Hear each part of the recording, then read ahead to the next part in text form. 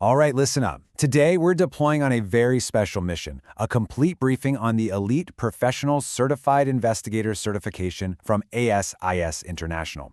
So consider this your guide to understanding the terrain, the requirements, and the strategy you're going to need for success with a credential that truly marks you as an expert in your field. So, the real question is, are you ready to take on this quest?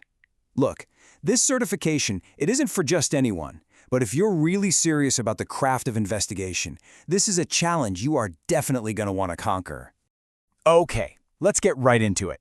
First things first, we need to clearly define our objective. What exactly is the Professional Certified Investigator certification? At its core, the PCI is a board certification that formally validates your skills. It basically tells the world that you have mastered the entire investigative process, from start to finish. This is a serious professional credential that opens doors and establishes your credibility at the absolute highest level. Now, this is where it gets really interesting. You have to see how the PCI fits into the whole ASIS ecosystem. While the CBP covers that broad security management and the PSP is all about physical hardware, the PCI is hyper-focused. It is all about the investigative process, and that's what makes it such a highly specialized designation. And what does it actually prove you can do? Well, it covers the full life cycle of an investigation. We're talking about collecting and analyzing evidence, conducting interviews, managing the case strategically, and then finally presenting your findings where it really counts. But hold on, before you can even begin this mission, you have to qualify. ASIS has some pretty strict eligibility criteria, so let's go over the mission qualifications right now. So there are 3 main gates you have to get through. First up is experience. You need 5 years in investigations, though that can be knocked down to 3 if you've got a master's degree. Second, and this one's a big one, is case management. 2 of those years absolutely have to be in a case management role. And third, a clean record. That's totally non-negotiable. Yeah, let's really hammer this point home. That 2-year case management requirement is absolutely crucial. This isn't just about being an investigator who follows orders. ASIS wants to see that you've been responsible for the planning, the strategy, and the overall oversight of investigations. They want to know that you've been the one calling the shots. All right, so let's assume you're eligible. Now it's time to map the terrain. To succeed, you have to understand the battlefield. And in this case, that means understanding the exam itself, inside and out.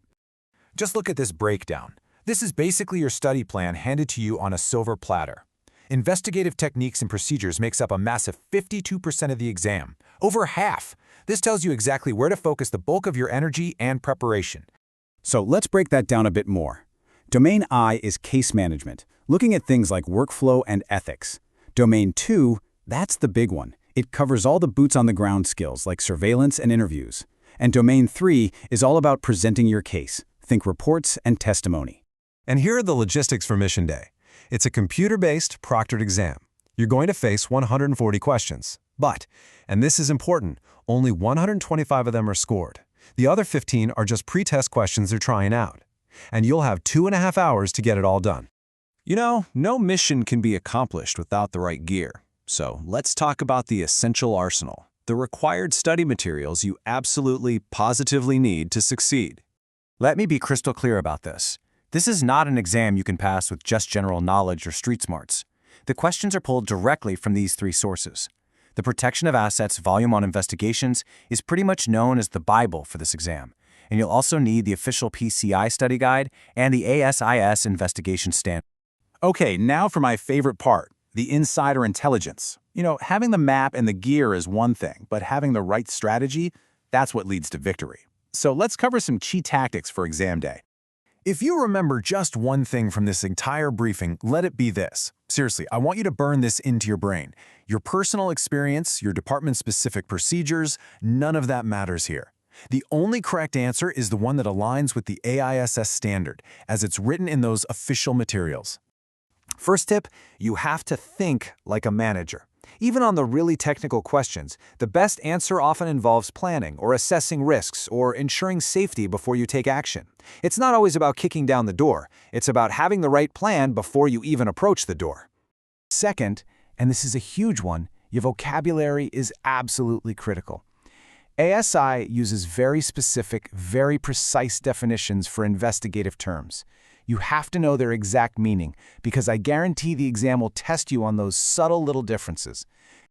And this right here is a perfect example of what I'm talking about. In the AISS world, an interview is for gathering information from a witness or a victim. An interrogation is specifically to get a confession from a suspect. If you confuse those two on the exam, it could easily cost you a point. And finally, tip number 3, remember that ASIS is an international organization, so you have to think globally.